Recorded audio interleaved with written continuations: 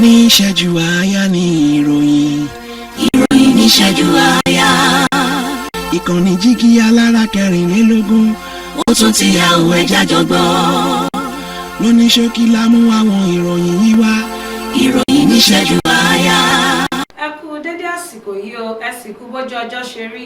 Ìròyìn ní Iseju Aaya la mú wá sétí ìgbọ́ yín láti ìkànnì jígí alára. Orúkọ tèmi ni Agnes Olúwatósìn. Arákùnrin kan Michael Fachi ti ń gbèrò láti gbé ìgbésẹ̀ òfin lòdì sí ilé ìtura oníràwọ̀ 5 5-star hotel kan látàrí pé àkekèé ta níbi nǹkan ọmọkùnrin rẹ̀ nígbà tí ó sùn sí inú yàrá ilé ìtura náà. Aṣáájú ẹgbẹ́ Miyetti Allah ti fẹ̀sùn ìtinimọ́lé kan ìjọba àpapọ̀. Ilé-ẹjọ́ gíga àpapọ̀ ní ìlú Àbújá sì ti fi ìgbẹ́jọ́ sí ọjọ́ 13 oṣù kẹta ọdún 2024. Ìjọba ìpínlẹ̀ Ọ̀yọ́ lọ́jọ́ Ìṣẹ́gun ti fún àwọn olùgbé àti àwọn tí wọ́n ní ilé ìtajà bíi kiosk, kọ̀ńténà, shanties tàbí okòwò ní ọjọ́ 7 láti kúrò ní ẹ̀gbẹ́ òpópónà, bí bẹ́ẹ̀ kọ́ wọn yóò rí ìbínú òfin. Adájọ́ ti ilé-ẹjọ́ ìbálòpọ̀ àti ìwà ìpáǹle ní ìpínlẹ̀ Èkó tí ó kalẹ̀ sí ìlú Ìkẹjà, Abíọ́lá Sọládòyè ti dájọ́ ẹ̀wọ̀n gbére fún arákùnrin kan ẹni ọdún 79, kápẹ́ńtà Ọlágbadé Jeremiah látàrí pé ó fipá bá ọmọ ọdún 12 lò pọ̀. Alága ẹgbẹ́ òṣèlú All Progressives Congress APC ní ìpínlẹ̀ Ekiti, Paul Ọmọ́tọ̀ṣọ́ ti jáde láyé ní kùtùkùtù òwúrọ̀ ọjọ́rú ọjọ́ 6 oṣù kẹta ọdún 2024 lẹ́yìn àìsàn ráńpẹ́. Ìyálé ilé kan ni ó gbẹ̀mí ara rẹ̀ látàrí bí ó ṣe fò síwájú ọkọ̀ kan tó ń lọ níwájú iléeṣẹ́ ọlọ́pàá Ogui ní ìpínlẹ̀ Enugu, ó sì fi ọmọ 3 sílẹ̀ sáyé lọ.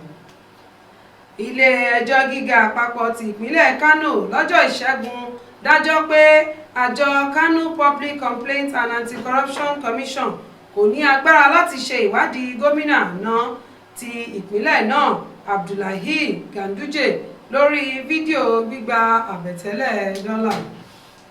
Àlùfáà ilé ìjọsìn àjíǹde ti fásitì ìlú Ìbàdàn, Chapel of the Resurrection, University of Ibadan, Venerable Dr. Victor Ọládélé ti pe ààrẹ Bọ́lá Ahmed Tinubu láti gbé àwọn ìgbésẹ̀ tó lágbára láti kojú àìláàbò tó péye tó ń ṣẹlẹ̀ lórílẹ̀‐èdè yìí. Àjọ tó ń ṣòwò àgbáyé World Trade Organization lọ́jọ́ Ìṣẹ́gun rọ orílẹ̀‐èdè Nàìjíríà àti àwọn orílẹ̀‐èdè adúláwọ̀ mìíràn láti mú ìdàgbàsókè bá ìwọ̀n dídára àwọn òrí tí wọ́n ń kó lọ sí ilẹ̀ òkèèrè nítorí ọ̀pọ̀lọpọ̀ àwọn ọjà wọ̀nyí kò bá àwọn ìmọ́tótó tí wọ́n nílò fún òkèèrè mu.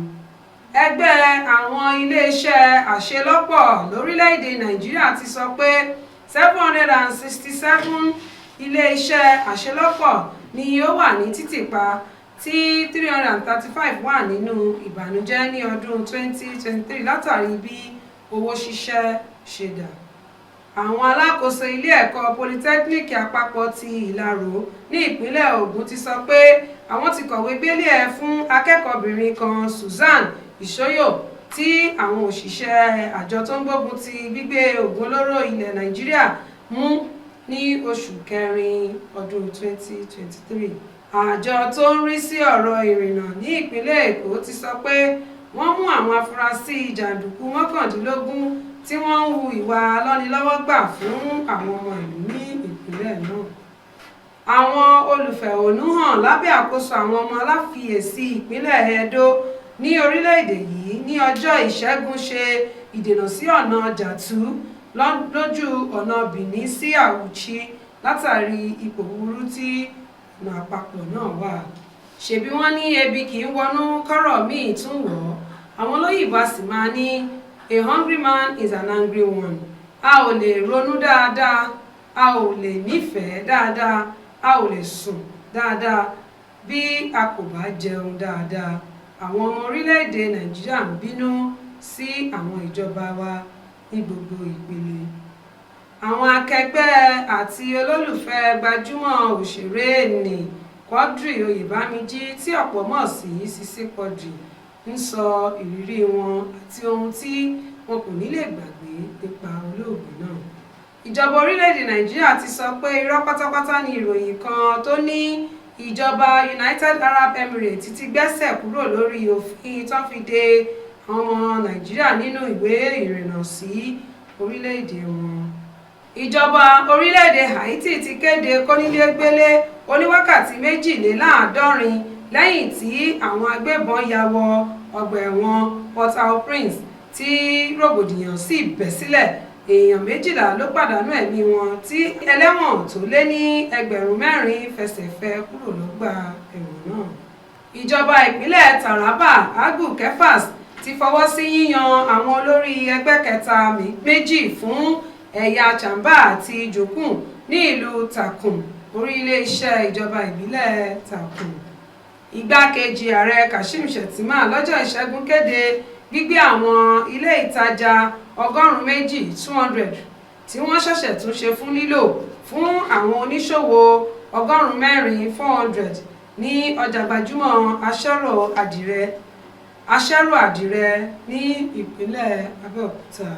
Àjọ TAF Africa ti rọ ààrẹ Bọ́lá Ahmed Tinubu láti fi àwọn tó ní ìpèníjà ara ìyẹn persons with disabilities sínú ìgbìmọ̀ ìdásílẹ̀ ìlọ́wọ́sí láti wá ojútùú sí ebi àti àwọn ìṣòro mìíràn tí àwọn ọmọ orílẹ̀-èdè Nàìjíríà ń kojú. Kò ní jù báyìí lọ fún ìròyìn ìṣẹ́jú àáyá ti tòní. Lẹ́ẹ̀kan sí orúkọ tèmi ní Agnes Olúwatósìn. Ẹ máa yáṣẹ́ o. Ní ìṣẹ́jú àáyá ní ìròyìn. Ìròyìn ní ìṣẹ́jú àáyá. Ìkànnì Jígí Alára 24. Ó tún ti yá òwe jájọgbọ́. Lóní ṣókí la mú àwọn ìròyìn yìí wá. Ìròyìn ní ìṣẹ́jú